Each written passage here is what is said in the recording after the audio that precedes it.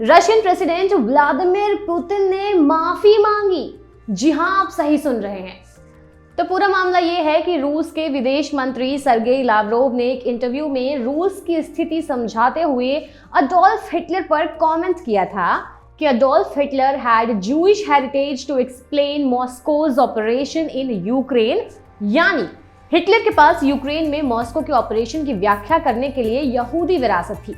Lavrov ने कहा कि हिटलर और ज़ेलेंस्की दोनों नाज़ी हैं और उनमें यहूदी खून है। लावरोव के इस बयान पर इजरायल ने कड़ा विरोध जताया। इजरायल के फॉरेन मिनिस्टर यायर लैपिड ने कहा कि रूसी विदेश मंत्री का ये बयान गलत है, इसे माफ नहीं किया जा सकता है। उन्होंने कहा, यहूदियों ने खुद की हत्या नहीं की है और नस्लवाद का सबसे गंदा और गिरा हुआ स्तर यह है कि आप खुद यहूदियों पर यहूदी विरोधी होने का आरोप लगाएं। इसके बाद रूस के राष्ट्रपति व्लादिमीर पुतिन ने इजरायल के प्रधानमंत्री नफ्ताली बेनेट से माफी मांगी।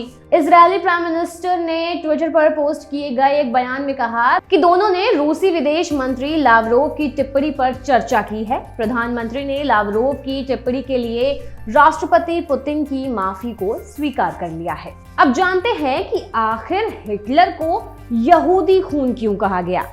पहले ही बता दूं कि ये कॉन्स्पिरेसी थ्योरी है, इसकी क्रेडिबिलिटी का दावा हम नहीं करते हैं। हिटलर के जीवन के इस पहलू की शुरुआत होती है उसके फादर से, जिनका नाम था अलोइस। अलोइस को एक नाजायज औलाद माना जाता है। कहते हैं कि अलोइस की माँ यानी हिटलर की दादी मारिया एक जूइश फैमिली में कुक का काम करती थी, जहां उन्हें जूइश फैमिली के हेड से प्यार हुआ और 1837 को मारिया ने अलोइस को जन्म दिया था। माना जाता है कि वो जूइश मैन ही अलोइस का फादर हो सकता है। अब हिटलर की माँ और बाप के बारे में बात कर लेते हैं। हिटलर की मदर क्लारा और अलोइस रिश्ते में चचेरे भाई बहन थे।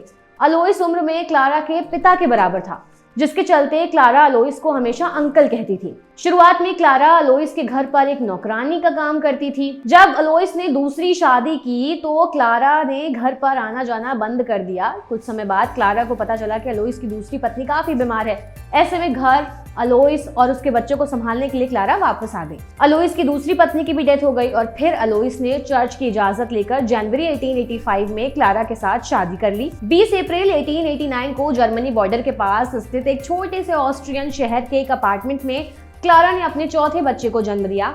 ये बच्चा एक लड़का था जिसका नाम उन्होंने अडोल्फ रखा। क्लारा के लिए अडोल्फ इसलिए भी बहुत खास था क्योंकि जो उसके पहले 3 बच्चे हुए थे उन सबकी डेथ हो गई थी। अडोल्फ के अलावा घर में उनकी 2 सौतेली बहनें थीं। कुछ समय बाद क्लारा और अलोइस के घर अडोल्फ की तीसरी बहन ने भी जन्म लिया, लेकिन हमेशा से क्लारा का जो प्यार था वो अडोल्फ के प्रति ज्यादा रहा है। तो ये थी पूरी कॉन्स्पिरेसी थ्योरी, इसका दावा हम नहीं करते हैं। इस स्टोरी के बारे में अपने विचार आप हमें कमेंट्स के जरिए बता सकते हैं। वीडियो अच्छा लगा हो तो लाइक और शेयर जरूर कीजिएगा। तमाम छोटी बड़ी अपडेट्स के लिए आप चैनल को सब्सक्राइब भी कर सकते हैं।